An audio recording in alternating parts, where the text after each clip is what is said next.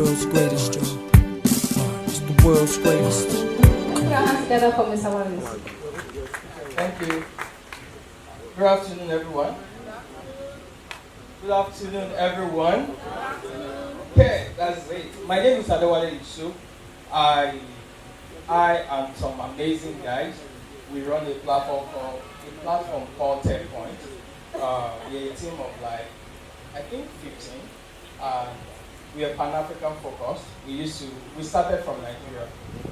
Now we are global. So what we do and what I would love to encourage everyone to do is we are in the technology space. It's the future of everything. We did an event recently, that was May 29th, and we had more than 5,000 people there. And what we call the event the event theme was the future is now. So why do we think the future is now? You remember all those movies you watched in maybe 2000, early 2000, all those fiction movies? You know everything is happening now. You know there's flying cars now. They will commercialize it soon. There's a lot of amazing stuff. If you go back and watch all those movies, you will think they are now reality, which is the future. And I tell people that Nigeria and Africa as a whole, what our liberty is actually internet. For the first time, young people can actually actively contribute in shaping the nation and with the power of internet. This time around is not politics. And where I play and what I see is actually the internet. Whenever I travel outside Nigeria, I just don't travel out or go to a place to beg or something. I travel as an expert because I speak at events. Last month I was in Paris. I spoke at a tech event, and when I was speaking, people had to listen to me because I have domain knowledge, and that can only happen to you when you are in a country that you are actually a primary citizen, first citizen of the country. Because what we do now is we live in a global village. Those days, there used to be a time where you live in a country and you live some other things happening in other countries. For example, let me explain why I said we live in a global village. Any job you are looking for now, or young people in there are looking for, other people are fighting for them as well. So you can employ people coming from other countries and they will be working for you here. Recently, I got in touch, a friend got in touch with me. We are setting up something. Schools from US, from UK, they're looking for entrepreneurs, startups like us, that they can actually send their students to, and as an intern. These are not Nigerians, but they're looking for startups, because startup activities is always there. It's not like the other company that you have a lot of people that are doing different stuff. But this time around, only one person can do 5 things. We are a team of 12, and we're in East Africa, we're in West Africa. So you know, just one person on the team have to do more than one. So they're looking for startups like that, startup community, to put some of the students. And guess what? We don't have to pay them. So these people will fund them, they'll pay their flights, they'll pay for the flight, they'll pay for their accommodation there, and they will actually pay them every remuneration you could think of.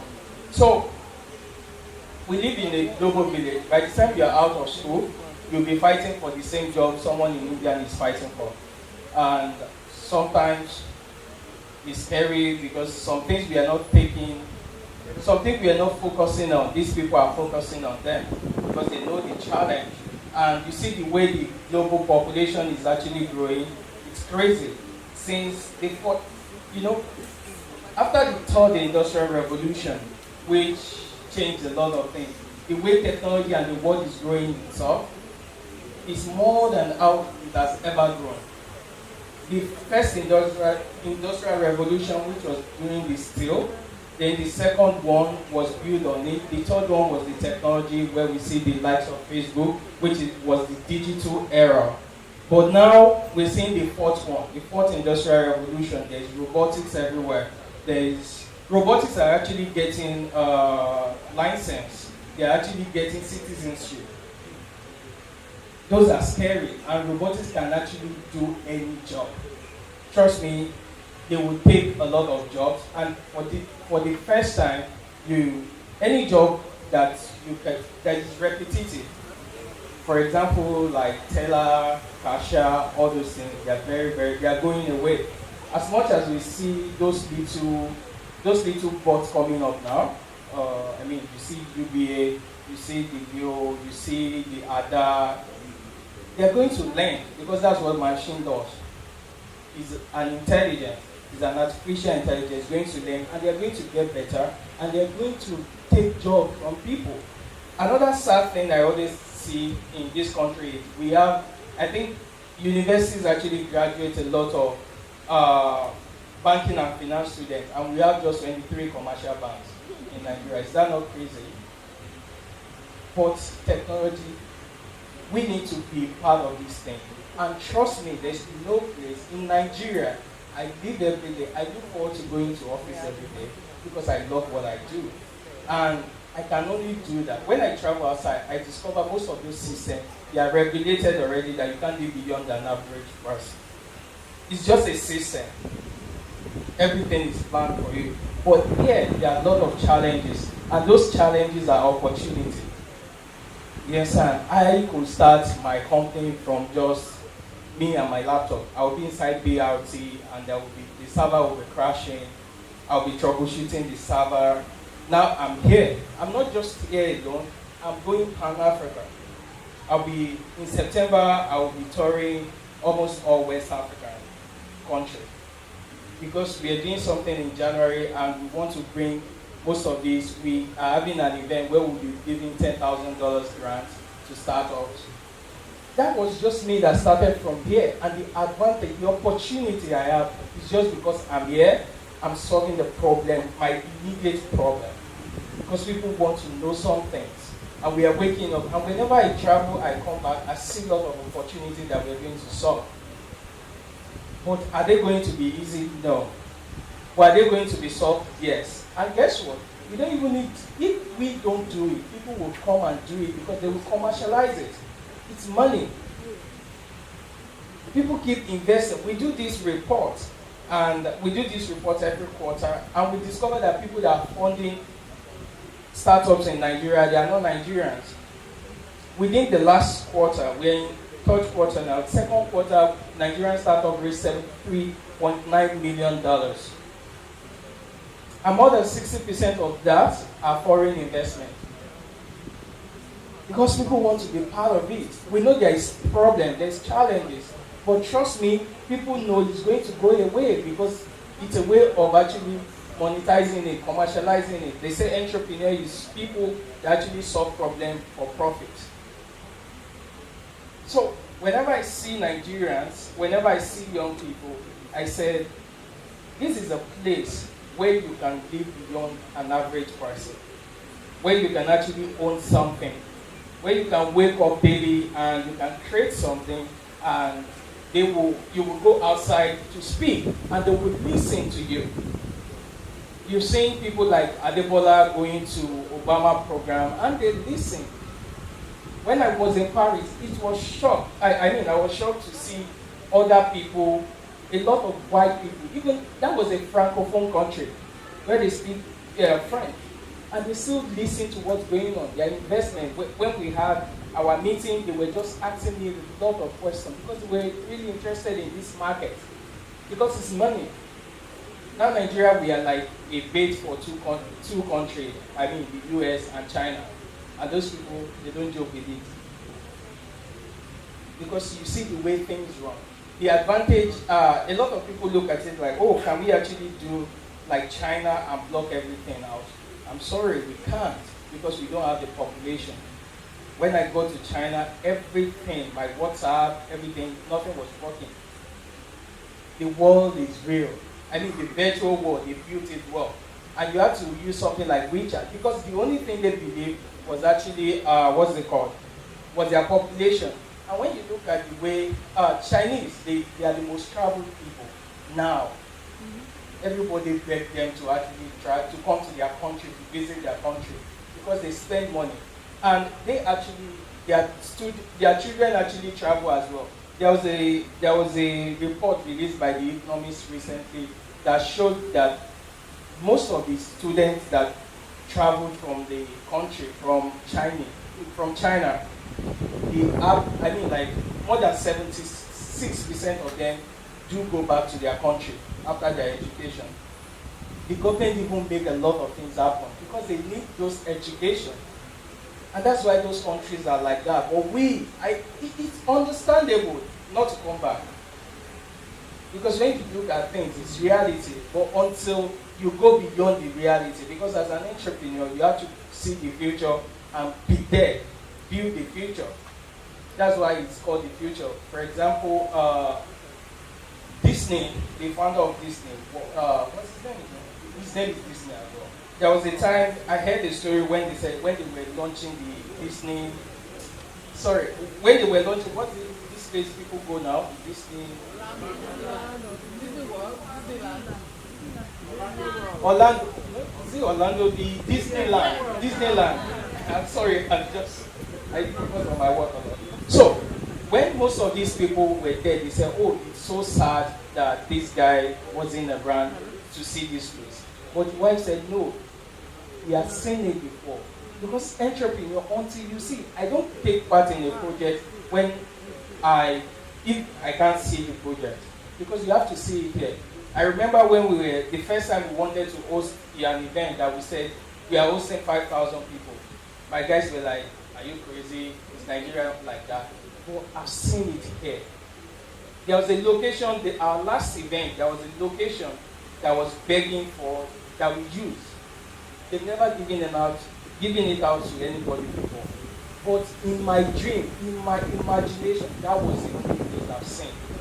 Because I know the sound I'm looking for. I want the sound to be perfect. I attend a lot of foreign events, and I discover how the excellence they put into this. You see Web Summit hosts like 70,000 people, the whole city of Lisbon. They host people there. So I just look at it, and they didn't give us that space. But it got to a time I was going there every day. And even the project manager looked at me and said, "Oh, why didn't you have a plan B?" Although I have a plan B, but I said, "Well, this is where I wanted to be." The day they gave me, the moment they opened door, they saw me like this. They said, "You were there. Okay, come inside." And we agreed. First time. And when people were there, when the event happened, people were like, "Oh, why did you get this place?" But because I have a dream, I see the vision, this is what I want to use. And it's entrepreneur. Every country is actually, every nation is built around the entrepreneur. It's built by the entrepreneurs. We have if you've seen the men that built America, the Rockefeller and Co. So we need to know that this is the place we have an opportunity more than anywhere. This country, we can build it. I mean, I'm not really interested in politics. Well, I'm not.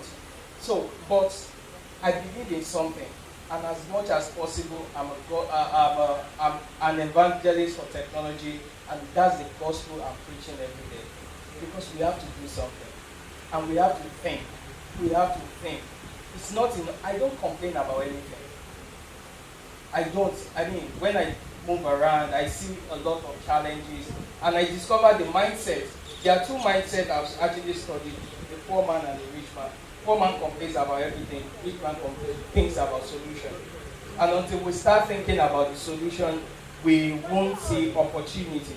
We need to wake up every day and see opportunity. So I always encourage everybody. I left an event this morning speaking to young people. That's what I do whenever I even travel, because you will see, whenever I travel, I look at other people from my country, the way they live sometimes. Sometimes they don't have the courage just to go and sit in some restaurants and just eat, because there are a lot of white people around, you don't have the privilege. But I walk everywhere, I will actually sit, because I'm just an expert in your country.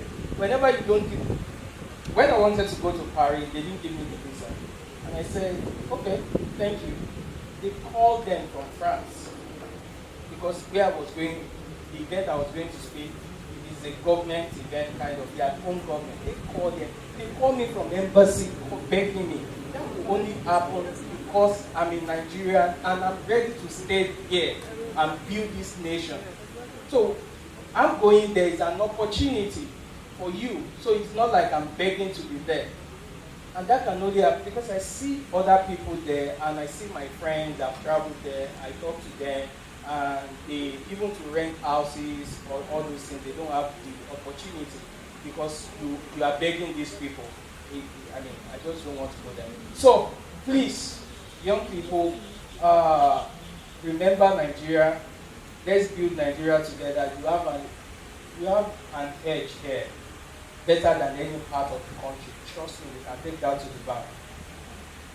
This is where you can build something. And Nigeria will get better. We don't even have a choice. Because other people are coming to build it if we refuse it. Thank you. Thank you very much, Mr. Adwewale Yusuf. If you just stay for a minute. Does anybody have a question? Okay, I actually have a question. Very interesting talk. I again believe that truly the future of this country is in the hands of young people. And honestly, there are young people who believe in building the nation. For example, I have a friend who has a brilliant idea about, like thermal energy, and she's working on the project. But then there is a funding issue. Right? So that she has all these wonderful ideas and she's done the research and it's like 100% airtight, right? But there is a funding problem. So how can people get past that? You should drag these garments. But I'm joking. So, funding issue, there's always going to be funding issue. Because a thing you should know is our governments, they are not helping the matter. Because there's a reason why some foreign investors don't even invest. Because you have to think people pay invest. But I won't go into. See, there's revenue, there's funding. I remember when I was starting out, we were looking for funding, maybe, and I got to know that you can actually make revenue sometimes. Everybody has a very big idea, but people just want to take the board just immediately. But sometimes it's actually, that's why it's a startup, because a startup is a concept. You start very small, then you have where you're going in your mind, and you work to it.